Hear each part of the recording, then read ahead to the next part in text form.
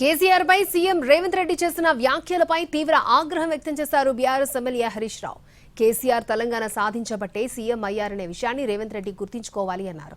మళ్లీ గెలుస్తానని శపథాలు చేస్తున్నారు కానీ గతంలో కొడంగల్లో ఓడిపోయినప్పుడు రాజకీయ సన్యాసం ఎందుకు తీసుకోలేదని రేవంత్ ని ప్రశ్నించారు హరీష్.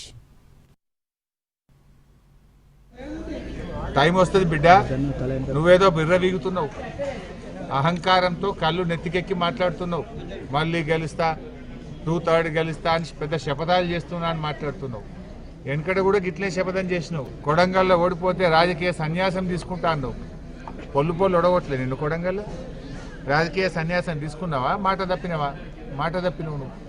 మాట తప్పుడు నీకు అలవాటు, పార్టీలు మారుడు నీకు అలవాటు, పదవులు కొనుక్కోవడం నీకు అలవాటు, కమిషన్లు కొట్టుడు నీకు అలవాటు, చిల్లర మాటలు మాట్లాడు నీకు అలవాటు. కేసీఆర్ లేకపోతే తెలంగాణ కట్టి, తెలంగాణ లేకపోతే నీ జీవితంలో నువ్వు ముఖ్యమంత్రి అవుతావా? ఎందుకు ఆ పిచ్చి మాటలు మాట్లాడుతున్నావు?